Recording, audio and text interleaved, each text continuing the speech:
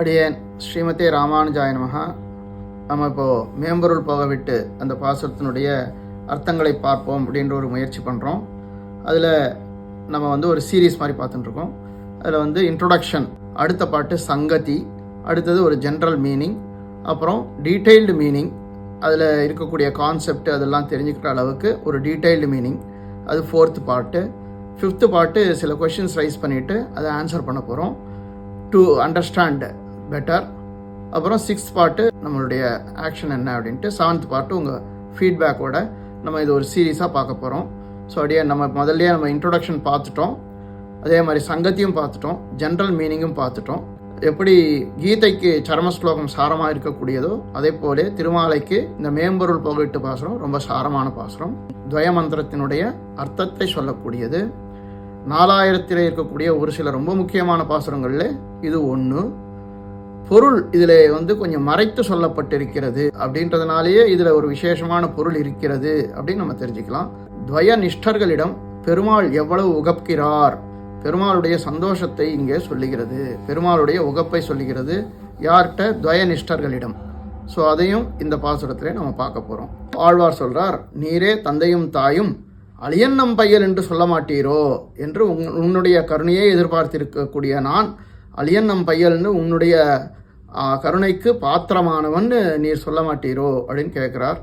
ஆஹா, இவ்வளவு நிஷ்டையோடு இருக்கக்கூடிய ஆழ்வாரை பார்த்து எம்பெருமான் மிகவும் உகந்து அந்த நிலையிலே இருக்கக்கூடிய அடியவர்களை எம்பெருமான் உகக்கிறான் என்கிற விஷயத்தை தொண்டடிப்புடைய ஆழ்வார் எம்பெருமானுடைய முகமலர்ச்சியிலே தெரிந்து கொண்டு அந்த விஷயத்தை இந்த மேம்பொருள் போகவிட்டு பாசுரத்திலே பாடுகிறார் அப்படின்றது நம்ம சங்கதி பார்த்தோம்.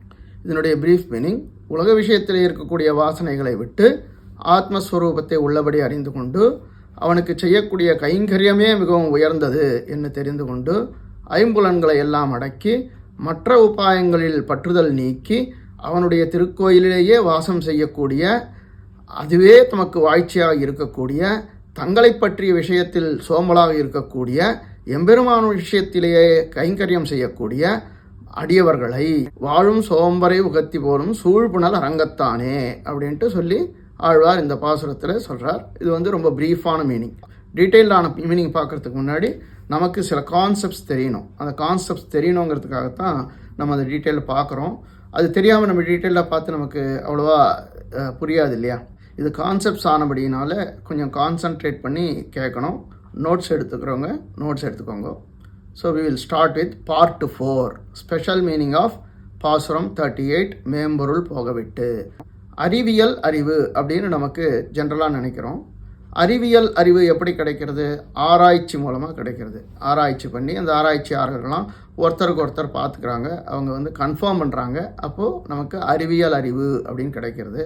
ஆனால் ஆன்மீக அறிவு அப்படிப்பட்டதானால் ஒரு ஆராய்ச்சியும் கிடையாது. ஆன்மீக அறிவுங்கிறது நம்பிக்கைக்கு உரியதான இருக்கக்கூடியது. எவ்வளோ தூரம் நம்புகிறோமோ அந்த அளவுக்கு நம்பிக்கை முக்கியம் அதில். என்னால் ஆன்மீக அறிவியல் ஆராய்ச்சியை கொண்டு பூத்தினோமானால் அநேகமாக அங்கே எடுபடாது. அதுனால் அறிவியலுக்கு அப்பாற்பட்டது ஆன்மீகம் அப்படிங்கிறதுனால. ஸோ அதனால் இந்த ஆராய்ச்சிங்கிறது அது நமக்கு அறிவியலில் உண்டு. அந்த அறிவியலை கொண்டு நன்மைகள் பல பேர் பெறுகிறார்கள். அதே போலவே ஆன்மீகத்திலையும் நம்பிக்கை கொண்டு நிறைய பேர் நன்மைகள் பெறுகிறார்கள் இல்லையா? அதனால தானே ஆன்மீகம் தழைக்குது. அதனால ஆன்மீகத்தில் அந்த நம்பிக்கை கொண்டு இருக்கக்கூடியவர்கள், அப்படி இருக்கக்கூடியவர்களை ஆஸ்திகர்கள் அப்படின்னு சொல்லணும், ஆத்திகர் அப்படின்னு சொல்லணும். மனோரமானது ஒரு அற்புதமான ஒரு பாசனம் கொடுத்துருக்கார்.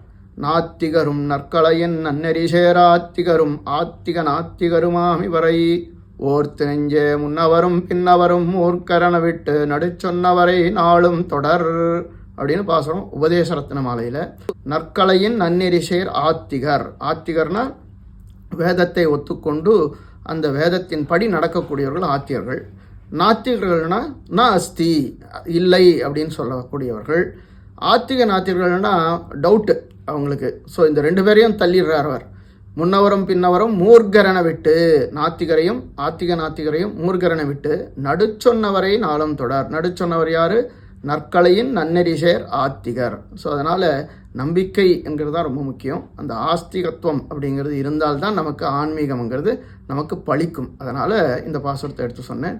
ஸோ அந்த நம்பிக்கைக்கு உண்டான, நம்பிக்கைக்கு உரித்தான விஷயம் எங்கேருந்து நமக்கு கிடைக்கிறது அப்படின்னால் அதைத்தான் பிரமாணம்னு சொல்லுவாங்க, அல்லது மூல நூல் அப்படின்னு சொல்லுவாங்க.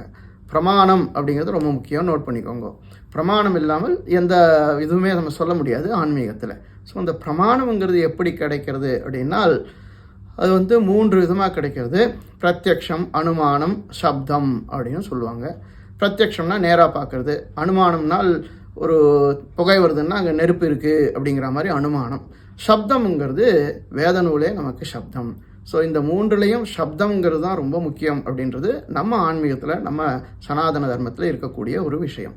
ஸோ பெரியவர்கள் சொன்னது சப்தமே மூலப்பிரமாணம், அதாவது வேதமே மூலப்பிரமாணம். பிரமாணம்ங்கிற வார்த்தையை சொல்லும்போதே 2 சேர்ந்து வருது இதில். இப்போது தந்தை அப்படின்னு ஒருத்தர் சொல்கிறோன்னு வச்சுங்களேன், அப்படின்னா என்ன ஆகும், அவருக்கு மகனோ மகளோ இருக்கிறார் அப்படின்றது நமக்கு தெரியறது இல்லையா? அந்த மாதிரி பிரமாணம் அப்படின்னு சொல்லும்போதே அந்த பிரமாணம்ங்கிறது ஏதோ ஒரு விஷயத்தை காட்டணும் இல்லையா? அது விஷயத்தை காட்டக்கூடியது அப்படின்றது தான் பிரமாணம். ஒன்றுமே காமிக்கலைன்னா அதுக்கு பிரமாணம் சொல்ல முடியாது. ஸோ அந்த விஷயத்தை காட்டக்கூடியதுங்கிறதுனால அதுக்கு பிரமாணம். என்ன விஷயத்தை காமிக்கிறது அப்படின்னா அது காமிக்கக்கூடிய விஷயத்துக்கு பிரமேயம் அப்படின்னு பேர்.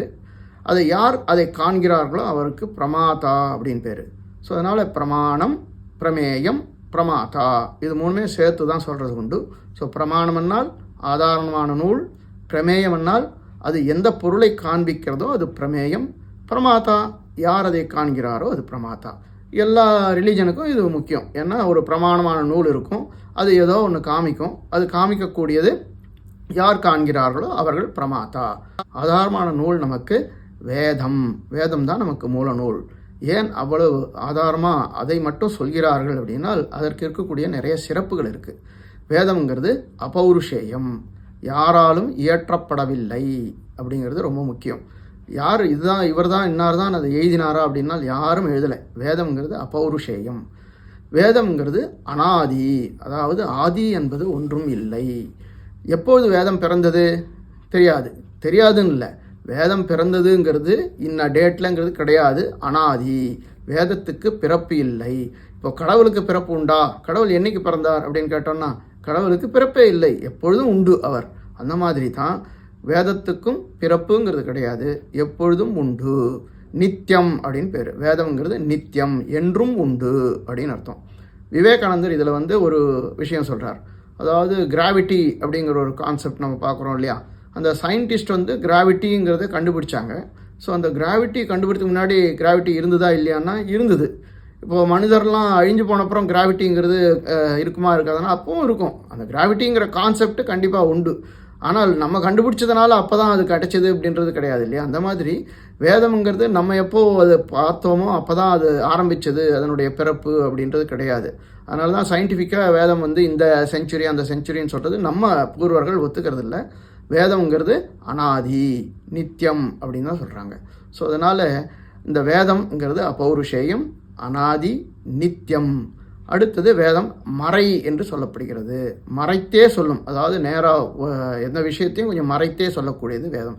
ஏன்னால் அர்த்த கௌரவத்தினாலே அப்படின்னு சொல்லுவாங்க. அர்த்தம் அவ்வளோ உயர்ந்த அர்த்தமானபடினால கொஞ்சம் மறைத்தே சொல்லும் வேதம்.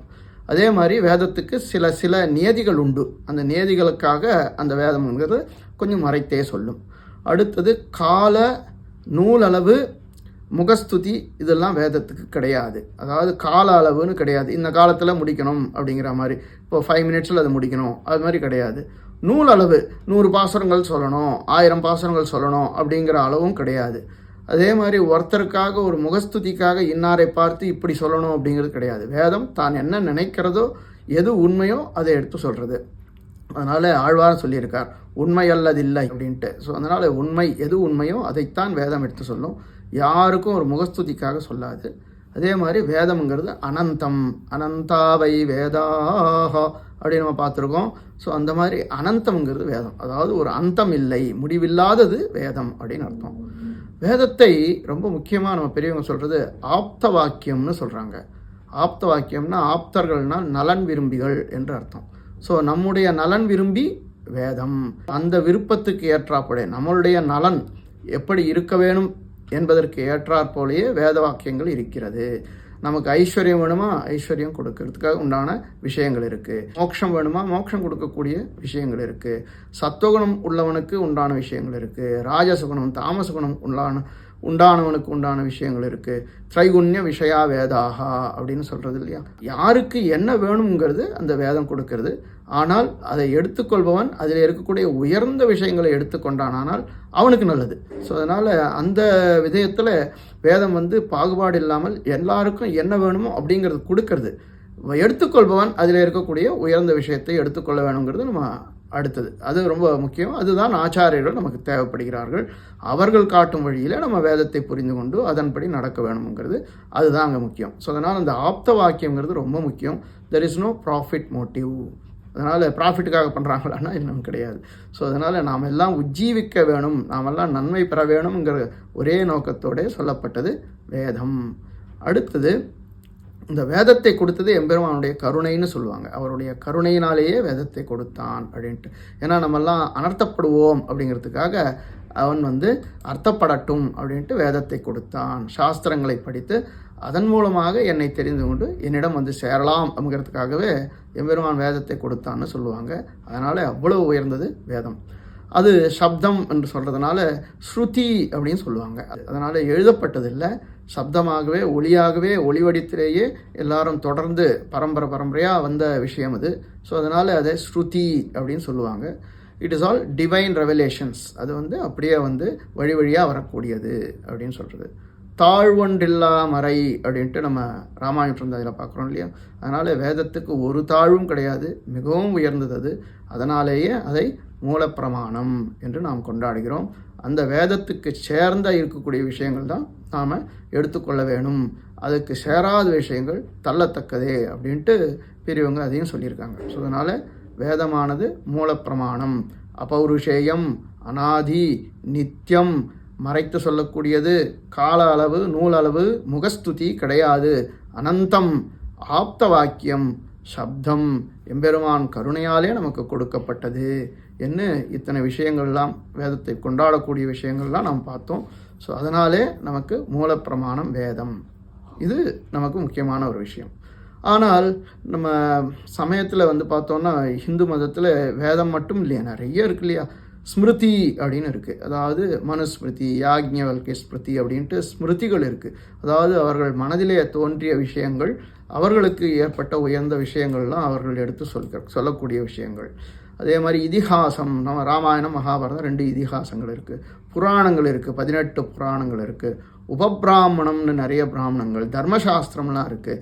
ஸோ இந்த மாதிரி பாஞ்சராத்திரம், அருளிச்செயல், ஆழ்வார்கள் அருளிச்செயல்கள் இருக்குது. இது எல்லாமே கூட சேர்ந்து பிரமாணம் தான். ஆனால் வேதத்தோட சேர்ந்து இருக்கக்கூடியது தான் அந்த பிரமாணம். அதாவது வேதத்துக்கு ஒத்து வரக்கூடிய விஷயங்கள் எல்லாம் இதில் இருக்கக்கூடியதெல்லாம் பிரமாணமே. வேதத்துக்கு ஒத்து வராமல் இருக்கக்கூடிய விஷயங்கள் தள்ளத்தக்கது அப்படின்றது ரொம்ப முக்கியம். அதனால் வேதமே மூலப்பிரமாணம். ஃபார் எக்ஸாம்பிள் புராணம் 18 புராணம் இருக்குது. அதில் சாத்விக புராணம், ராஜஸ் புராணம், தாமச புராணங்கள் இருக்குது. சில புராணங்களில் வேதத்துக்கு சேராமல் இருக்கக்கூடிய விஷயங்கள் ஒரு சில உண்டு. அந்த விஷயங்களை தள்ளிவிடுவார்கள் பெரியவர்கள்.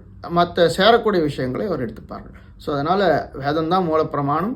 மற்ற கிரந்தங்கள், ஸ்மிருதி, இதிகாசம், புராணம், உபபிராமணம், தர்மசாஸ்திரம், மற்ற விஷயங்கள் எல்லாமே வேதத்துக்கு சேர எடுத்துக்கொள்ளக்கூடியது. அதனால தான் மனோரமா மணிகள் ஒரு அற்புதமான ஒரு பாசுரம். ஆழ்வார்கள் வாழி அருளிச்செயல் வாழி தாழ்வாதமில் குறவர் தாம் வாழி ஏழ்பாறுமுய்ய அவர்கள் உரைத்தவர்கள் தாம் வாழி செய்யமறை தன்னுடனே சேர்ந்து அப்படின்ட்டு, செய்யமறை தன்னுடனே சேர்ந்து அவர்கள் உரைத்தவர்கள் வாழி. அந்த மாதிரி என்ன செய்யமறை தன்னுடனே சேர்ந்து இருக்கக்கூடியதான் ரொம்ப முக்கியம். வேதத்துக்கு எல்லாம் ஒத்து வரக்கூடியது. ஏன்னால் ஆழ்வார்கள் அருளிய பாசனங்கள்லாம் வேதத்தில் இருக்கக்கூடிய உயர்ந்த விஷயங்களை அவர்கள் சொல்லியிருக்கிறார்கள் என்கிறதான் நம்ம பூர்வாச்சாரர்கள் அதெல்லாம் நிரூபித்திருக்காங்க. அதே மாதிரி அவருடைய வியாக்கியானங்கள் என்ன, மற்ற ஸ்ரீசுக்திகள் என்ன, இதெல்லாமே அதற்கு சேர அவர்கள் எழுதியிருக்கிறார்கள். அதனால தான் சொல்கிறார், ஏழ்பாறுமைய அவர்கள் உரைத்தவர்கள் தாம் வாடி செய்யமறை தன்னுடனே சேர்ந்து அப்படின்ட்டு சொல்கிறார்.